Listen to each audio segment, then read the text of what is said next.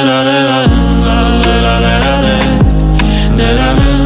variable W varies partly as M and inversely as P. Which of the following correctly represent the relation with K1 and K2 as constant? You know, this variation, and we have four types of variation. We have the direct variation, we have the inverse variation, we have the joint variation, and we have the partial variation. So this is under partial variation. How does W varies partly as M and as inversely as P? How do we write it? It means W varies partly as M. Since K1 and K2 are constant, that is K1 M plus and K2 inversely as P.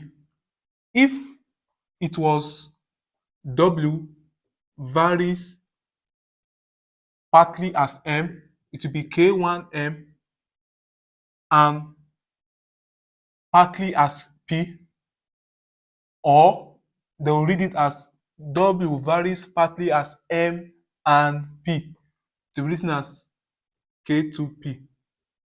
But this is the correct option, which is C. 14 says a cylindrical metallic barrel of height 2.5 meters and radius 0.245 meter is closed at one end. Find correct to one decimal place the total surface area of the barrel. So a cylindrical metallic barrel, we know formula for total surface area of a cylinder with one end closed is 2 pi arrowhead for the curved surface area plus pi arrow square for the area of one of the base. So we can factorize pi arrow to make our solving easier. Pi arrow, we'll have here 2h plus arrow. And if we substitute, we'll have 22 over 7 times our radius is 0.245 multiplying 2h, our height is 2.5, 2 times 2.5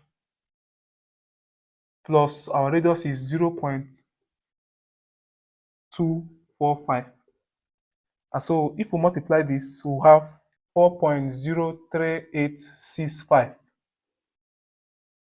So to the nearest one decimal place is 4.0 meters square. 15 says, make arrow the subject of the relation in this. In this case, V is the subject of the relation. So the first thing we'd like to do is to remove this product in front of the bracket by dividing both sides by pi L. So we'll have V over pi L equals arrow square minus arrow square. So the next thing we'll do is to add arrow square to both sides. We'll have V over pi L plus arrow square equals arrow square.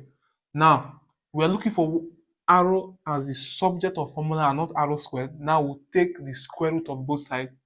So if I take square root of both sides, I will have arrow to be square root of V over pi L plus arrow square, because square will cancel this root. So this is our correct answer. 16 says, consider the following statement. M stand for Edna is respectful. N stand for Edna is brilliant. If M implies N, meaning, how do we read this statement? If Edna is respectful, then Edna is brilliant. Which of the following is valid? Now, the first one, how do we read the first one? It says, if Edna is not respectful, then Edna is not brilliant. We are not sure of that, so this is not valid. B says, Edna is brilliant. If Edna is brilliant, then Edna is not respectful. We are not certain. C says, if Edna is not brilliant, then Edna is not respectful. So this is the correct option, because the negation of an implication, M implies N, is the inverse implication. Negative n implies negative m. So this is the correct option.